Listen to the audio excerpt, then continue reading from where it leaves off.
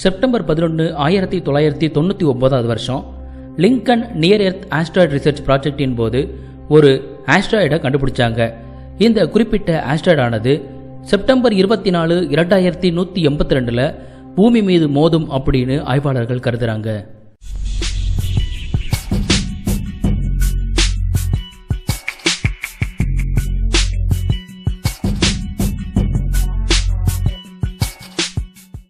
கண்டுபிடிக்கப்பட்ட இந்த விண்கல்ல 1999 RQ-36 அப்படின்னு பெயர் வச்சிருக்காங்க. இதுக்கு இன்னொரு பெயர் பெனு. செப்டம்பர் 23, 1999 வருஷம் இந்த ஆஸ்ட்ராய்டு பூமிக்கு நெருக்கத்தில் வரும்போது அர்சிபோ அப்சர்வேட்டரி மற்றும் Goldstone deep space communication complex உதவியோட ரேடார் கருவியால் புகைப்படம் எடுத்தாங்க. இந்த ரேடார் உதவியோட கண்டுபிடிக்கப்பட்ட ஆஸ்ட்ராய்டு மிக வேகமான சுழற்சி கொண்டதாக இருக்கு அப்படின்னும் இது 500 மீட்டர் அளவுடையதாக இருக்கு அப்படிங்கிறதும் தெரிய வந்துச்சு. 2012 வருஷம் இந்த ஆஸ்ட்ராய்டுக்கு பேரு வைக்கிற போட்டியை நாசா கண்டக்ட் பண்ணாங்க. இந்த போட்டியில 3rd கிரேட் மாணவரான மைக்கேல் புசியோ அப்படின்றவர் பெனு அப்படின்னு இந்த விண்கல்லுக்கு பேர் வச்சாரு. இவர் வச்ச இந்த பேரையே நாசா தேர்வு செஞ்சாங்க. பெனு அப்படின்ற இந்த விண்கல்லானது பூமியில இருந்து சுமார் 32 கோடி கிலோமீட்டர் தொலைவில் இருக்கு. இந்த விண்கல் நம்முடைய சூரிய குடும்பம் உருவான போது இருந்த தூசிகளால் உருவானது. இந்த விண்கல்ல ஆய்வு செய்வது வழியாக நமது சூரிய குடும்பம் உருவான போதே அங்கு உயிரினம் உருவாக தேவையான மூலக்கூறுகள் இருந்துச்சா அப்படிங்கிற பல சுவாரஸ்யமான தகவலை தெரிஞ்சுக்க முடியும். இதனாலேயே இந்த பெனுவை ஆய்வு செய்யணும் அப்படின்னு ஆய்வாளர்கள் ரொம்பவே ஆர்வம் காட்டினாங்க. இந்த ஆய்வு செய்யறதுக்காக நாசா விண்வெளி ஆய்வு நிறுவனம் செப்டம்பர் 22, 2017 அசிரிஸ் ரெக்ஸ் அப்படின்ற விண்வெளி ஓடத்தை விண்ணில் ஏவியது. ஆகஸ்ட் 17, 2018 அன்னைக்கு அசிரிஸ் ரெக்ஸ் பெனு அப்படின்ற விண்கல்ல 20 லட்சம் கிலோமீட்டர் தொலைவில் இருந்து படம் எடுத்துச்சு.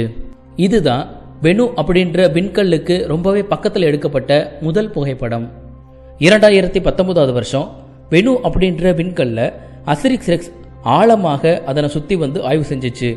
இந்த ஆய்வுல பெனு விண்கல்லின் வரைபடத்தை 5 cm/பிக்சல் அப்படின்ற ரீதியில் உருவாக்குச்சு. ஜூன் 12, 2019 வருஷம் விண்கல்லுக்கு 680 மீட்டர் உயரத்தில் அதை சுற்றி வந்துச்சு. அக்டோபர் 20, 2019 அன்னைக்கு அசிரிஸ் ரெக்ஸ் அப்படின்ற இந்த விண்வெளி ஓடமானது பெனுவை ஆய்வு செய்யறதுக்காக அதில் பொருத்தப்பட்டிருந்து சாம்பிள்கள் கலெக்ட் பண்ணுற கருவியை வெளியே நீட்டினபடியே அந்த பெனு அப்படின்ற விண்கல்லின் மீது மெதுவாக இறங்க தொடங்குச்சு. 4 மணி நேர பயணத்துக்கு அப்புறமா 125 அடி உயரத்தை இந்த அசிரிஸ் வந்து எட்டுச்சு. அதன் பின் அசிரிஸ் ரெக்ஸ் அதன் வேகத்தை வெகுவாக குறைச்சு 10 நிமிடத்திற்கு பிறகு பெனு அப்படின்ற விண்கல்ல பார்த்தவாறு அதனை சுற்ற ஆரம்பிச்சிச்சு. பெனு அப்படின்ற விண்கல்லும் அசிரிஸ் ரெக்ஸ் அப்படின்ற விண்வெளி ஓடமும் ஒரு நிலையான சுழற்சியை எட்டினதுக்கு அப்புறமா அசிரிஸ் பெனுவோடைய மேல்பரப்பை நோக்கி சென்றது. சுமார் 11 நிமிட பயணத்துக்கு அப்புறமா பெனுவுடைய தரைப்பகுதியில் அசிரிஸ் ரெக்ஸ் தரையிறங்கி அங்கு ஆய்வுகளுக்கு தேவையான சாம்பிள்களை கலெக்ட் பண்ண ஆரம்பிச்சிச்சு. இதுக்கப்புறமா அசிரிஸ் ரெக்ஸில் பொருத்தப்பட்டிருந்த த்ரஸ்டர்கள் உதவியோட பெனு அப்படின்ற விண்கல்லை விட்டு மெதுவாக அசிரிஸ் ரெக்ஸ் வெளியேறிச்சு. பூமிக்கும் இந்த அசிரிஸ் அப்படின்ற விண்வெளி ஓடத்திற்குமான இடைப்பட்ட தூரம் எவ்வளோ அப்படின்னு பார்த்தீங்கன்னா 32 கோடி கிலோமீட்டர். இதனால இந்த விண்வெளி ஓடத்தில் இருந்து அனுப்பப்படும் தகவல்கள் பூமியை வந்து சேர்றதுக்கு 18.5 நிமிடங்கள் ஆகும். இதன் காரணமாகத்தான் அசிரிஸ் ரெக்ஸ் ஒரு தானியங்கி விண்வெளி ஓடமாக நாசாவால் வடிவமைக்கப்பட்டுச்சு.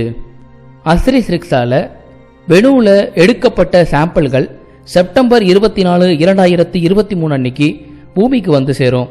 இதுக்குள்ள அசிரிஸ் ரெக்ஸ் சூரியனை 2 தடவை சுத்திரும் அப்படிங்கிறது குறிப்பிடத்தக்கது. நவம்பர் 11, 2019 அன்னைக்கு அசிரிஸ் ரெக்ஸ் ஒரு வித்தியாசமான பிரகாசமான எக்ஸ்ரே ஒளியை விண்வெளியில் கண்டுபிடிச்சிச்சு. இந்த குறிப்பிட்ட எக்ஸ்ரே ஒளியை இந்த விண்வெளி ஓடத்தில் பொருத்தப்பட்டிருந்த ரிகோலித் எக்ஸ்ரே இமேஜிங் ஸ்பெக்ட்ரோமீட்டர் படம் எடுத்துச்சு. இந்த கருவியானது பெனு அப்படின்ற விண்கல்லில் உள்ள எலமெண்ட்டுகளை கண்டுபிடிக்கிறதுக்காக பொருத்தப்பட்டிருந்துச்சு.